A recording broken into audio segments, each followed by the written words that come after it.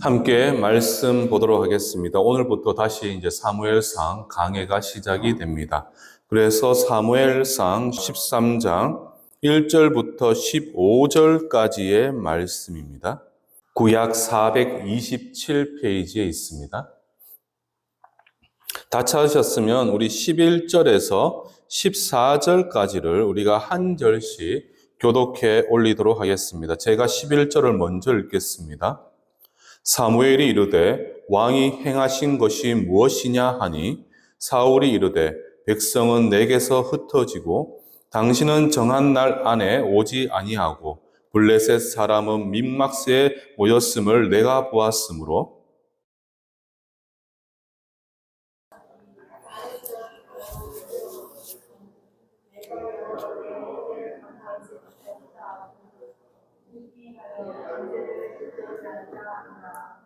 사무엘이 사울에게 이르되 왕이 망령되이 행하였도다. 왕의 하나님 여호와께서 왕에게 내리신 명령을 지키지 아니하였도다. 그리하였더라면 여호와께서 이스라엘 위에 왕의 나라를 영원히 세우셨을 것이거늘 지금은 왕이 나라가 길지 못할 것이라.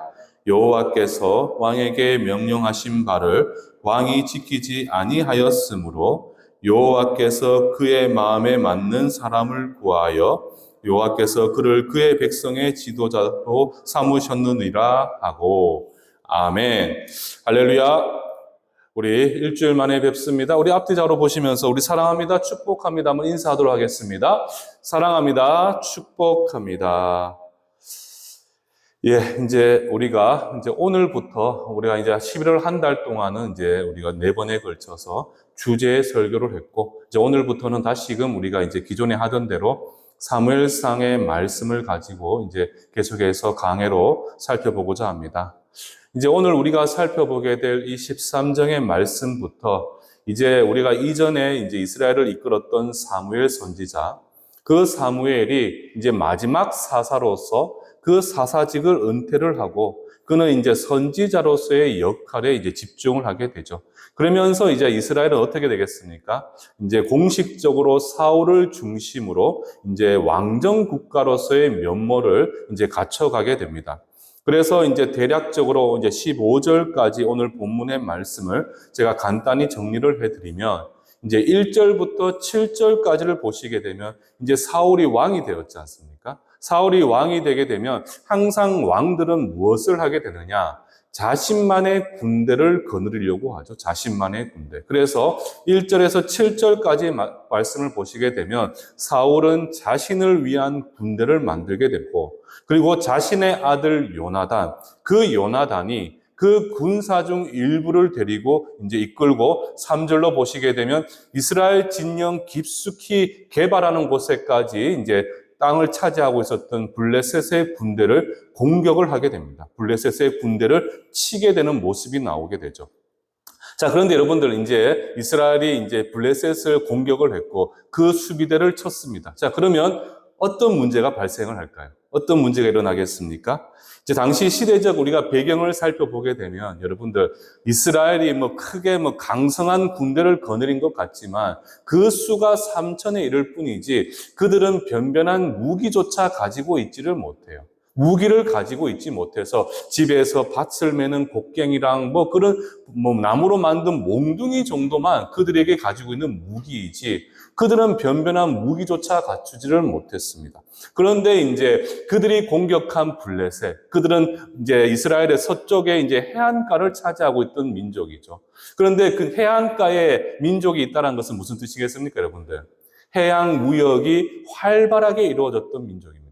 그러니까 그들은 이미 철제 무기로 무장되어 있었던 강성한 군대를 가지고 있던 이들이 바로 누구냐? 이 블레셋 사람들인 거죠. 그래서 이제 자신들의 수비대가 이제 이스라엘에게 공격을 당했습니다. 이제 어떤 문제가 발생하게 되겠습니까? 이제 5절로 보시게 되면 이제 블레셋이 군사를 이끌고 이스라엘과 전쟁을 벌이러 오게 되는데 그 군세가 너무나 어마어마하다는 거죠.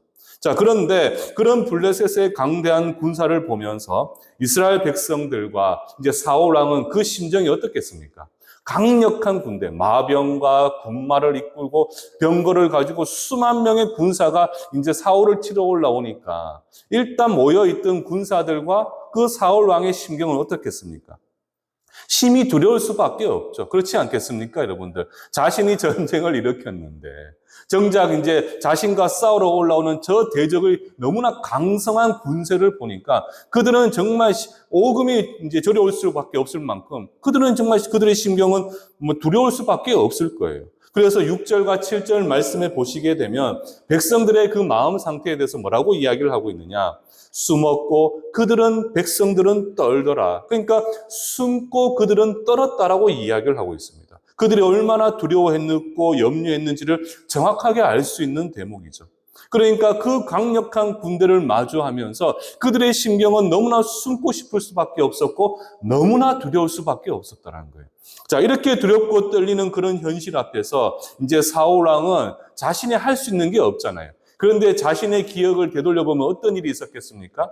우리 사무엘상 7장에 보면 여러분들 이스라엘 백성들이 하나님 앞에 자신들의 죄를 회개하기 위해서 미스바에 모였잖아요. 그래서 주님 앞에 회개를 하고 하나님의 앞에 우리가 어떻게 하나님의 백성다운 삶을 살겠노라 믿음을 고백했을 때 자신들이 모여있는 상황을 보고 어떻게 합니까? 블레셋이 군사를 일으켜서 그들을 치러 올라온 적이 있었습니다. 그때 어떤 일이 일어났죠, 여러분들?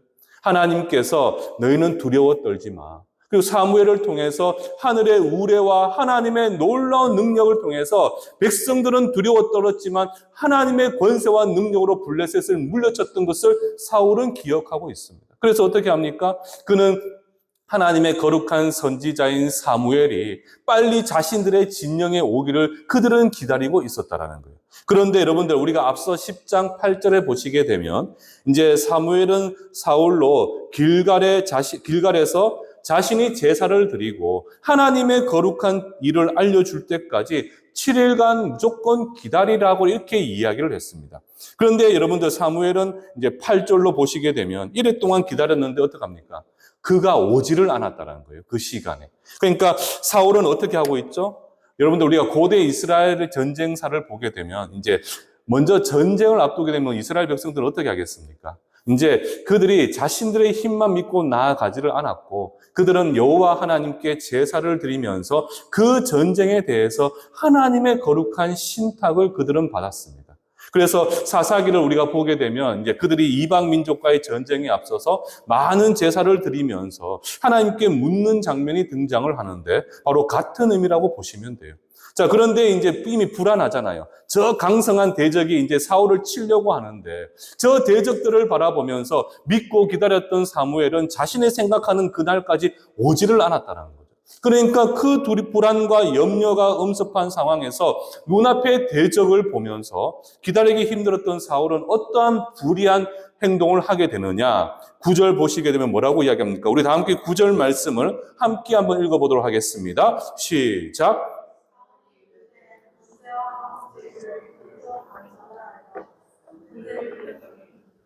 자, 보십시오, 여러분들. 지금 9절에 보시게 되면 사무엘을 기다리던 사울이 자신이 생각하는 그 날의 그 시기에 오지를 않으니까 그는 두려웠잖아요. 그러니까 두려우니까 어떻게 행동을 하게 되느냐? 제가 앞에서 말씀드린 바와 같이 전쟁을 시작하기 전에는 여호와께 제사를 드리면서 하나님의 거룩한 뜻을 물었다라는 거죠. 그러니까 지금 그는 두려운 나머지 제사장인 사무엘, 선지자이면서 그는 제사장이잖아요.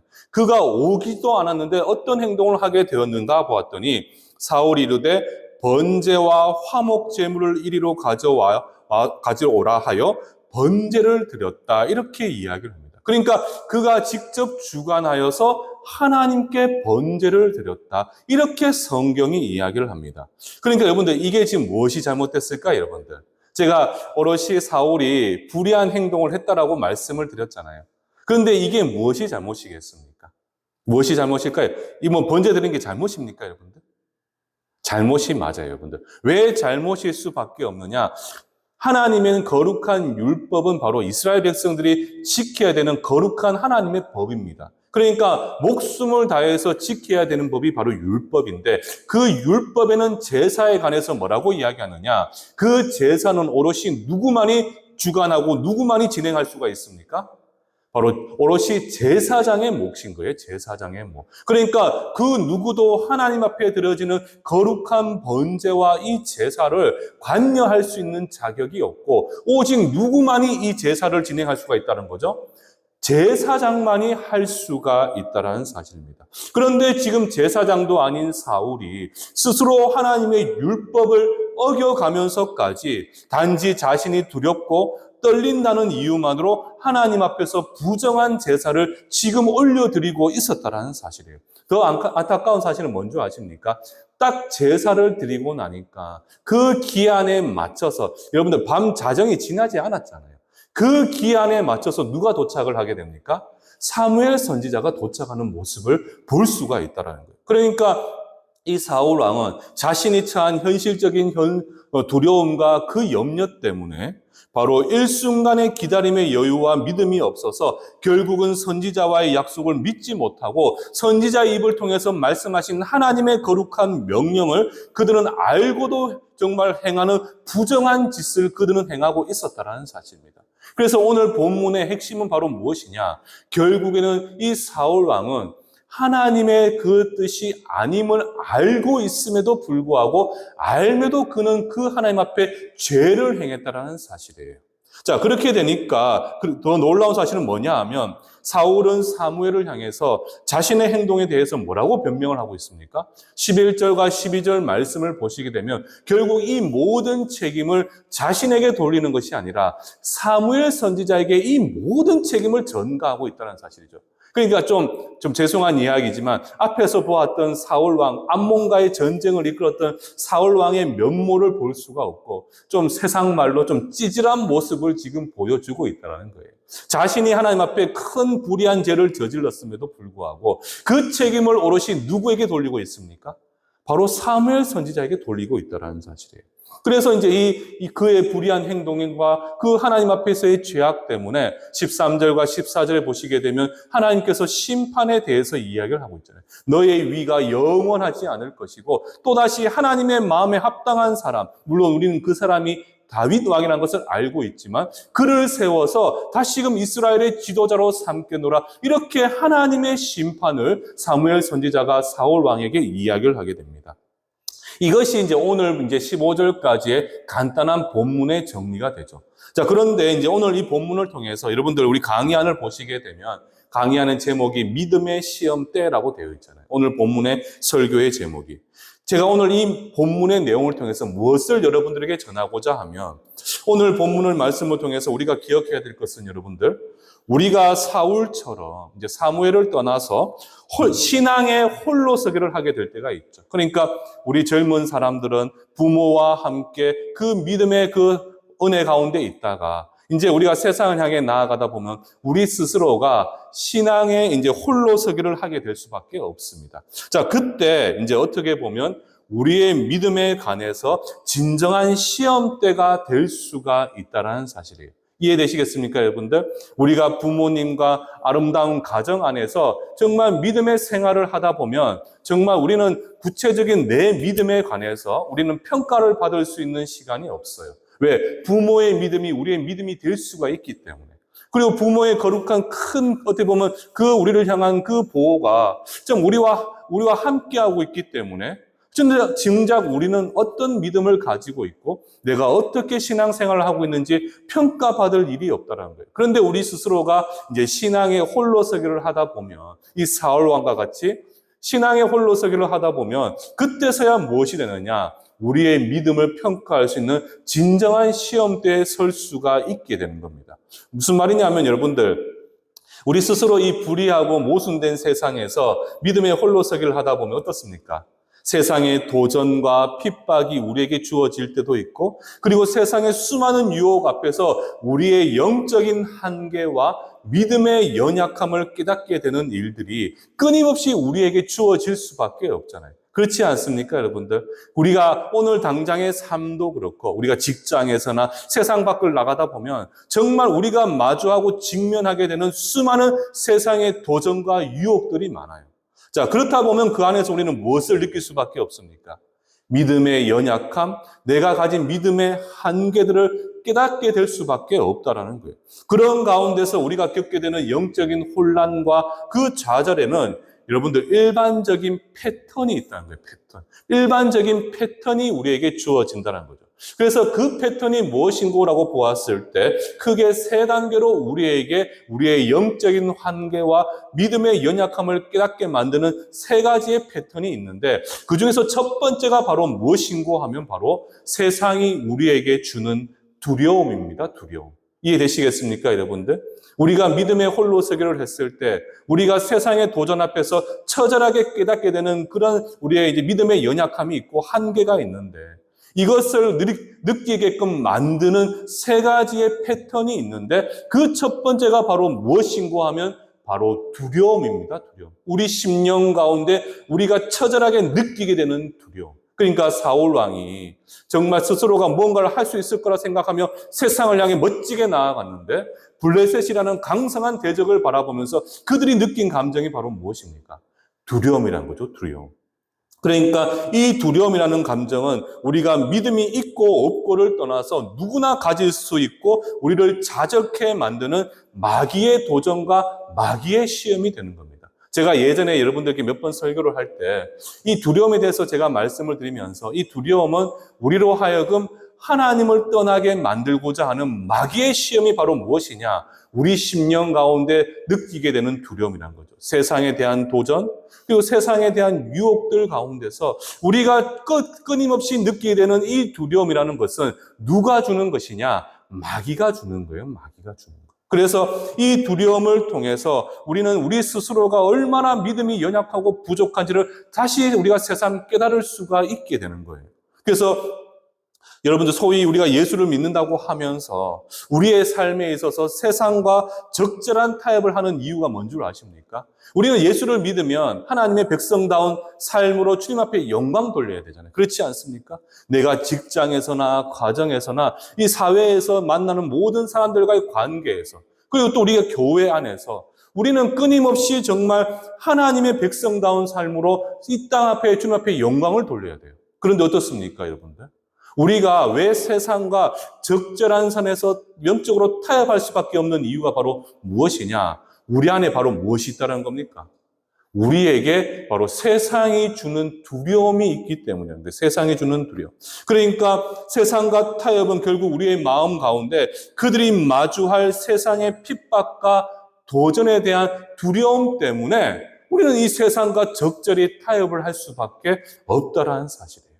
그런데 여러분들, 이 두려움을 통해서 사람은 결국 어떠한 모습을 보일 수밖에 없느냐? 바로 두 번째 패턴이죠. 바로 성급함입니다. 성급함. 오늘 사울을 통해서 우리가 정확하게 보았잖아요, 여러분들.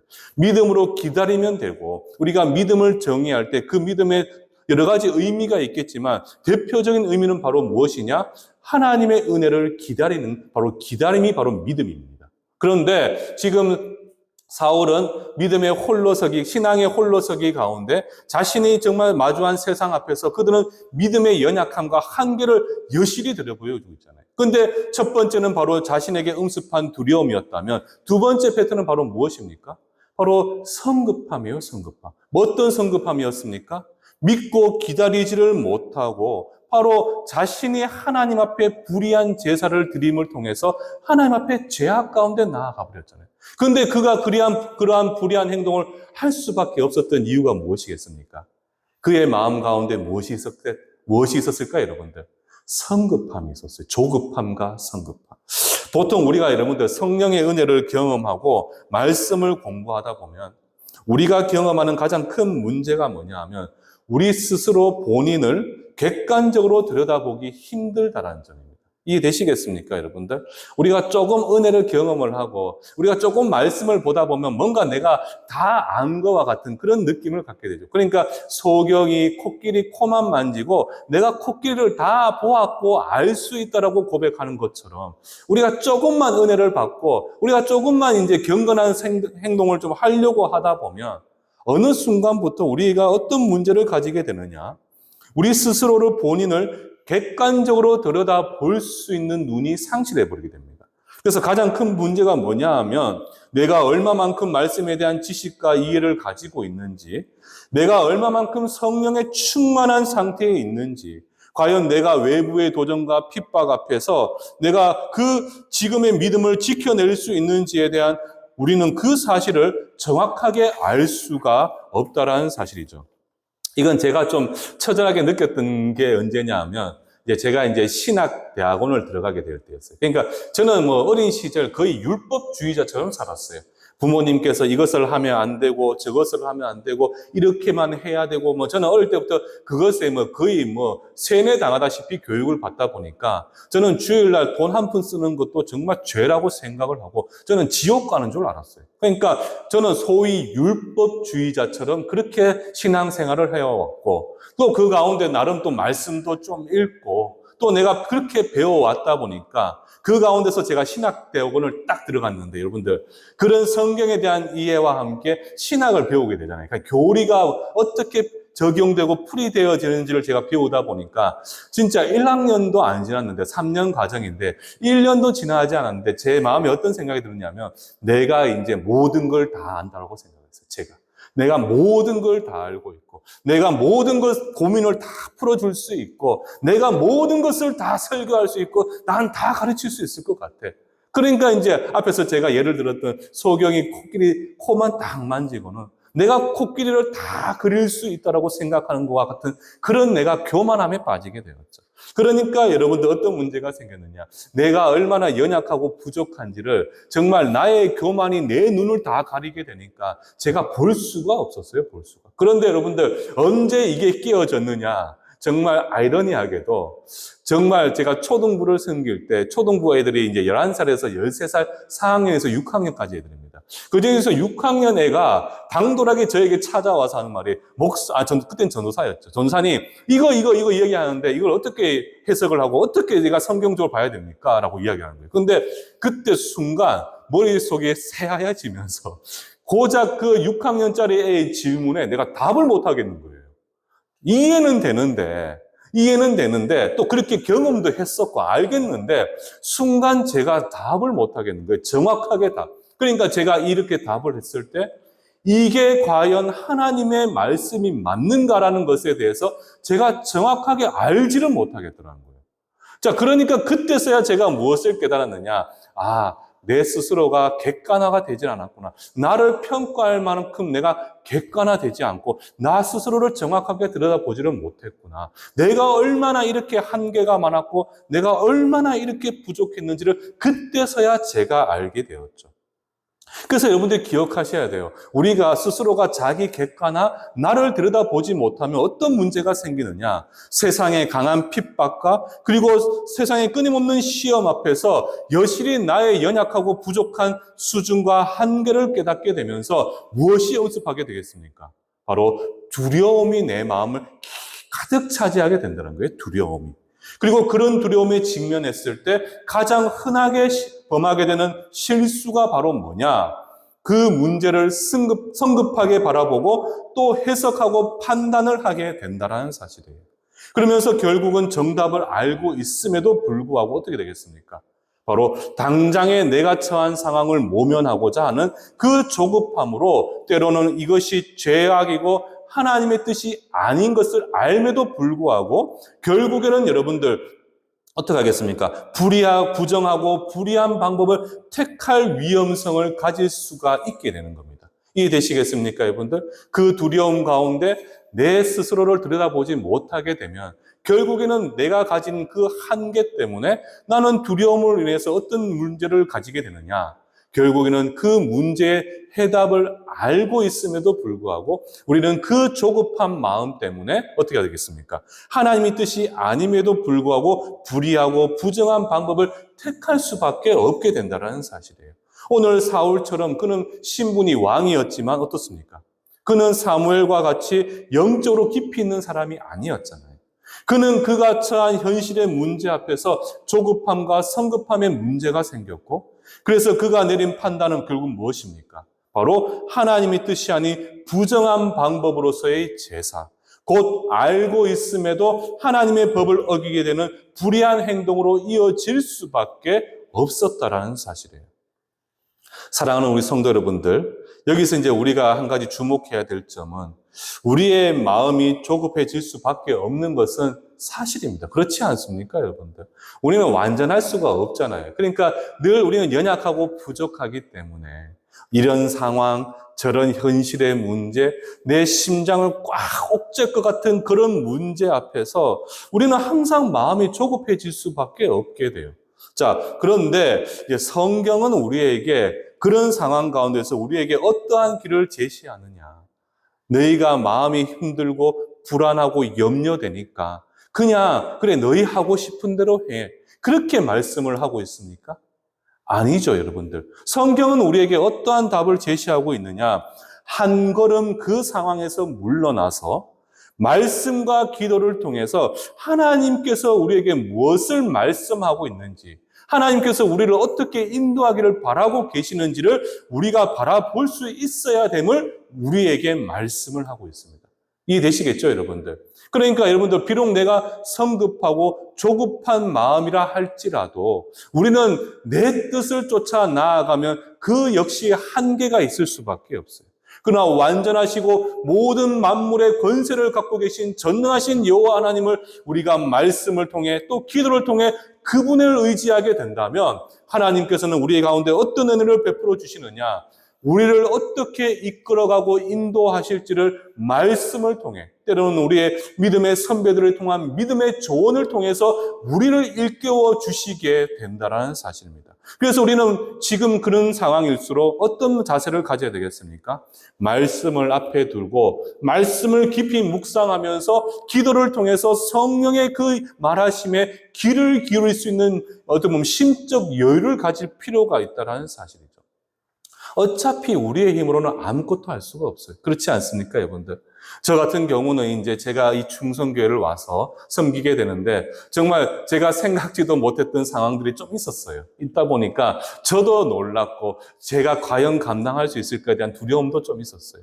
그런 가운데 제가 하나님 앞에 이곳에 오기 전에 받았던 응답은 하나님께서 그 모든 상황 가운데 하나님의 은혜를 베풀어 주시겠다라는 그런 믿음의 확신을 갖고 제가 여기에 왔죠.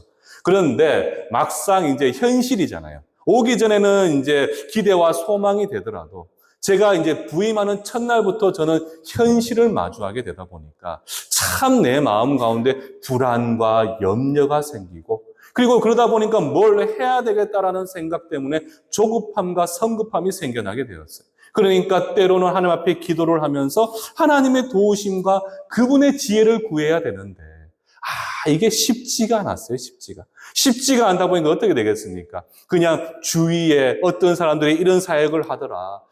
어떤 교회는 이런 일들을 하니까 큰 대박을 쳤더라. 막 이런 것들이 제 귀에 막 들리다 보니까 정말 저는 기도하면서 하나님께서 이끌어주시는 그 선한 인도하심을 바라보지 못하면서 그 조급한 마음에 이것도 해보고 저것도 해보다 보니까 저는 제 에너지가 소진되고 고갈되는데 결과물이 나오지를 않는 거예요, 결과물. 그러다 보니까 온갖 생각과 온갖 방법들을 다 동원하는데 그것이 과연 하나님께서 기뻐하시는 것인가? 제가 고민을 해보면 또 그런 게 아닌 그런 일들도 있었다는 사실이죠. 그래서 제가 처절하게 요즘에 느끼고 깨닫는 감정이 뭐냐? 왜 하나님께서 이 13장의 말씀을 가지고 강해를 할 때 왜 굳이 나에게 이런 제목을 가지고 설교하도록 마음의 감동을 주셨을까? 이거는 뭐 성도님들에게도 하는 말씀이지만 엄밀히 따지면 저에게도 하는 말이에요. 저에게도 하는 말씀. 그러니까 야, 박 목사 알아라는 거죠. 이건 뭐냐? 결국에는 네가 지금 두려움과 염려 가운데 참 정말 너의 믿음과 네 어떻게 보면 실력의 한계와 수준을 알았다면 너는 그것 가운데 세상의 방법을 쫓아서 불의한 행동을 하지 말고 그럼에도 불구하고 우리가 큰 들숨, take a deep breath라고 하잖아요. 큰 들숨을 들이쉬면서 우리가 호흡을 가다듬듯이 우리가 한 발짝 물러서서 내가 처한 현실, 우리 충성교회가 마주한 그러한 현실적인 문제 앞에서 정말 세상의 방법들을 쫓지 말고 하나님 앞에 더욱더 말씀을 사모하고 기도하면서 우리 충성교회를 향해 가지고 계신 또 우리 충성교회 지금 이 자리에 계신 성도님들 향해 가지고 계신 하나님의 거룩한 뜻이 무엇인지를 깨달아서 그분의 도우심을 바라보고 그분이 나를 어떻게 인도하실 것인지를 믿음의 눈을 들어 바라볼 수 있는 그러한 마음의 여유를 가지라. 이렇게 저에게 말씀을 하고 계십니다. 저는 여러분들이 바로 이러한 하나님의 은혜를 좀 소망하길 바랍니다. 그렇지 않습니까, 여러분들? 이 세상을 보니까 참 답답하죠. 그렇지 않습니까? 한 치 앞도 내다볼 수 없는 현실의 상황 앞에서 좀 세상은 너무나 급변하고 있어요. 그런 가운데서 내가 마주한 내 현실의 문제들은 아무리 내가 머리를 쓰고 세상의 방법을 가지고 와도 완전하게 해결할 수가 없습니다. 그런데 모든 문제 앞에서 완전한 해결책이 되시는 분은 바로 누구겠습니까? 바로 우리의 하나님이 되신다는 사실이에요. 하나님은 세상 모든 만물을 창조하셨고 지혜의 근원이 되십니다. 그렇기 때문에 내가 처한 모든 상황 가운데서 그 풀어야 될 모든 해결책에 대한 근원도 누가 가지고 계시겠습니까? 하나님이 가지고 계신다는 사실이에요.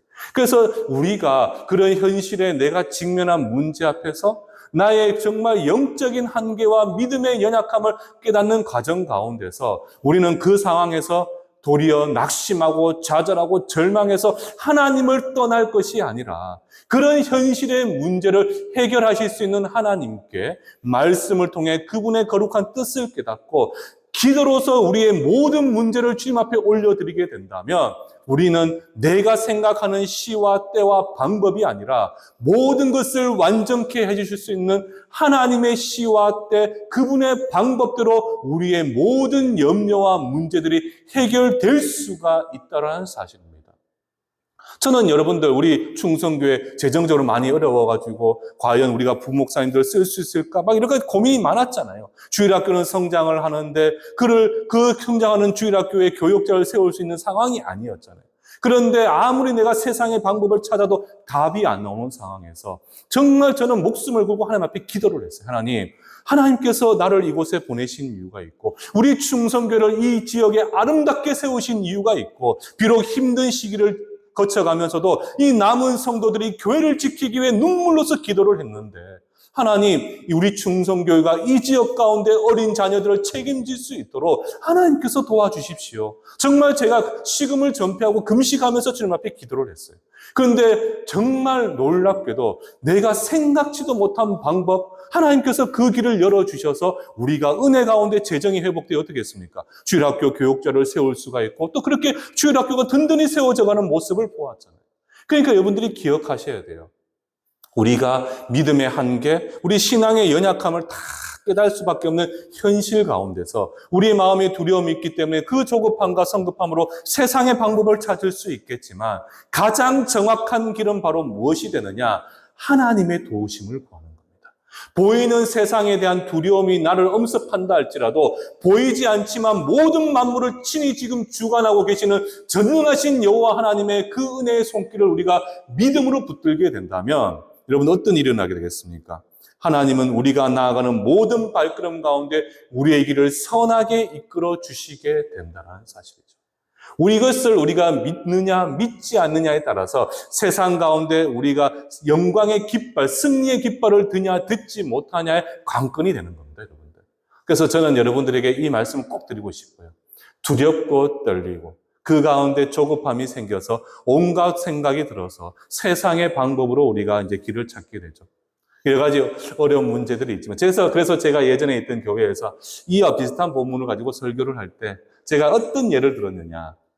여러분들 고민이 생기고 염려가 생기다 보니까 에라이 모르겠다. 그 고민 다 잊어버리고자 소주 한 잔, 술 한 잔 하셔서 그 기억을 지우고 싶으시겠지만 차라리 나를 해롱해롱하게 만드는 그런 알코올에 의지하지 마시고 내 머리를 정말 선명하게 맑게 해주시면서도 내가 알지 못했던 길을 보여주시는 하나님 앞에 그 소주 한 잔 걸칠 시간에 교회에 와서 기도해 보십시오. 기도하면 답이 나옵니다. 우리 하나님은 성경을 통해서 이미 약속해 주셨잖아요. 믿는 자에게 능치 못할 일 없고 모든 염려 가운데 기도한다면 우리에게 감사를 고백할 수 있는 상황을 우리에게 허락해 주시겠다. 전능하신 창조주 하나님께서 약속해 주셨잖아요. 그러니까 여러분들이 기억하셔야 돼요. 내가 처한 현실의 문제 앞에서 나를 두렵고 떨게 만드는 그 모든 상황 가운데서 하나님은 결단코 여러분들을 홀로 내버려 두시지를 않습니다. 믿으셔야 돼요, 여러분들. 하나님은 결단코 당신이 택하고 십자가에 못 박혀 죽기까지 사랑하신 그 자녀들을 홀로 세상에 내버려 두지를 않아요. 그래서 여러분들, 우리 종교개혁가 중에 대표적인 인물이죠. 바로 칼뱅. 칼뱅은 이 현실적인 문제로 나를 덮친 두려움에 관해서 뭐라고 이야기를 하느냐, 이렇게 이야기를 합니다. 우리는 미래를 알 수 없기 때문에 두려워합니다. 그러나 미래는 이미 하나님의 손에 있습니다.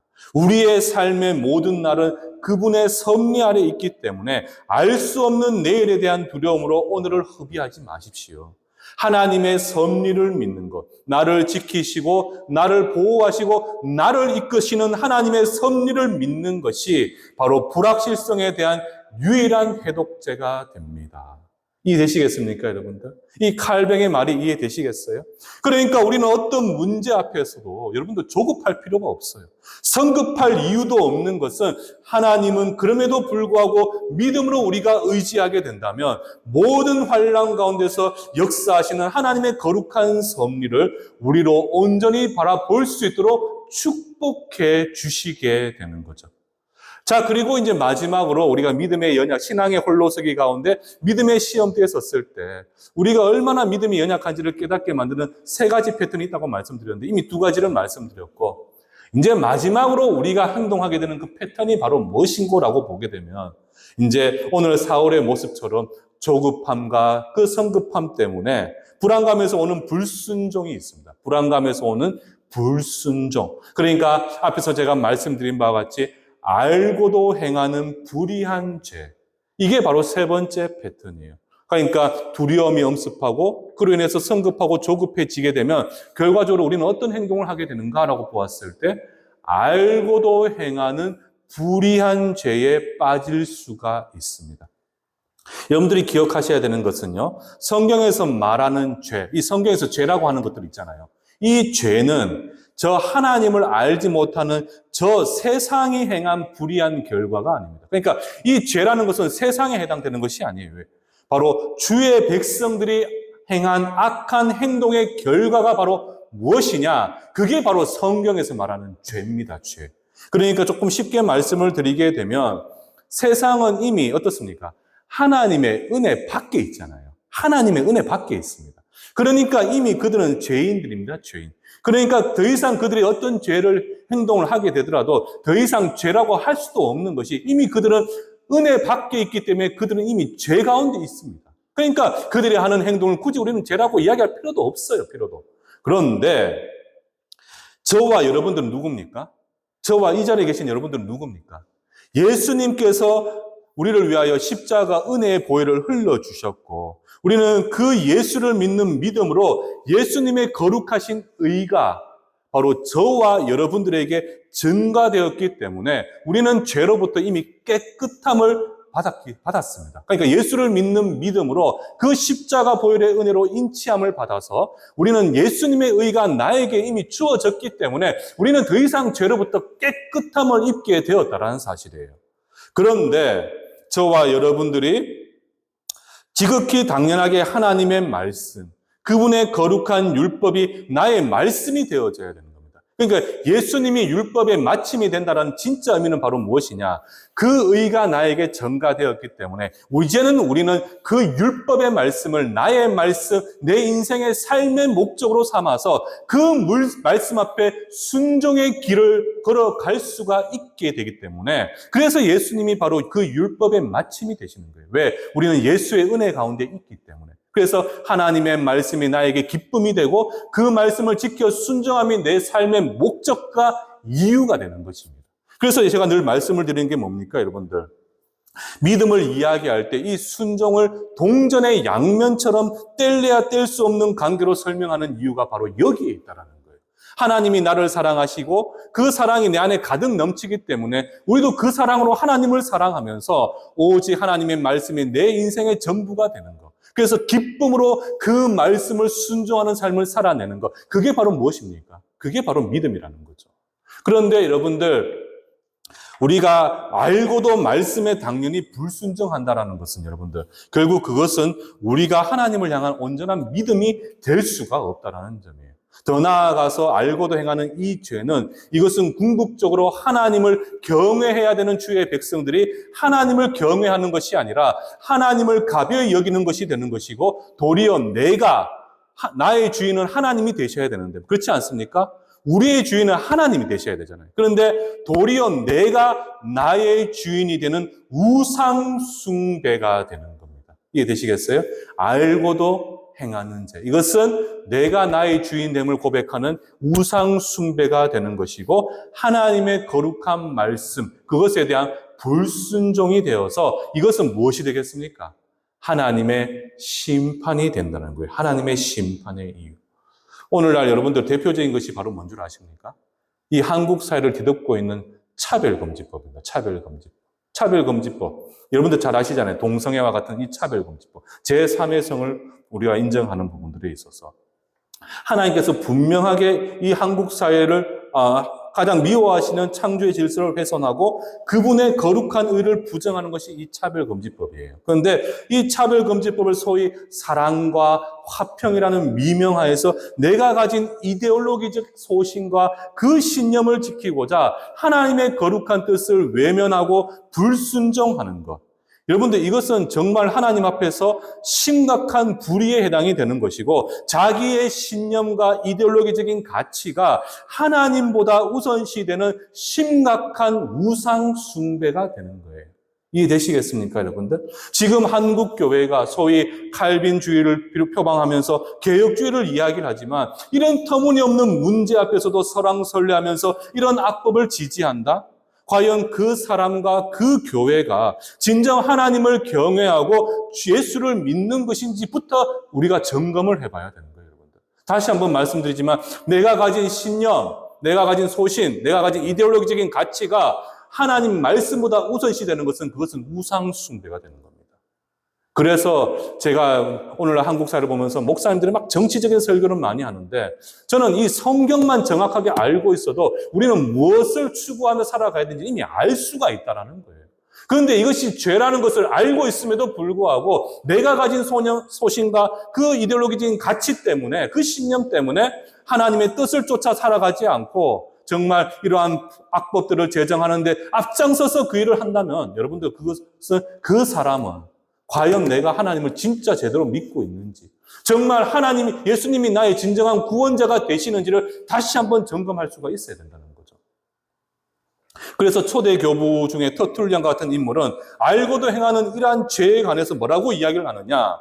어떤 죄가 우연 그리고 무지에 기인한 것이 아니라면 자신의 의지로 말지 않고는 죄를 지을 수가 없다. 알고도 행하는 불순종은 우연이나 무지를 넘어서 고의적인 의지의 선택이기 때문에 이것은 더욱 처벌받아 마땅하다. 이렇게 초대 교부 터툴리안이 우리에게 이야기를 하고 있습니다. 말씀을 마무리하면서요, 사랑하는 성도 여러분들, 지금 여러분은 각자가 신앙의 홀로서기 가운데 이 불의하고 모순된 세상을 살아가고 있습니다. 오늘 말씀을 통해서 보셨듯이 우리는 불시에 서게 되는 이런 믿음의 시험대에서 우리의 연약함과 믿음의 한계를 정확하고도 객관적으로 우리가 볼 수가 있어야 돼요. 그 가운데 두려움이 나를 심령을 옥죄고, 그 두려움 가운데 모든 일들 우리 성급하게 또 조급하게 하나님의 뜻이 아님에도 불구하고 우리가 그 일을 행하게 되는 것, 이것은 알고도 행하는 죄, 바로 우상 숭배와 불순종이 되어서 하나님의 심판의 대상과 이유가 될 수가 있습니다.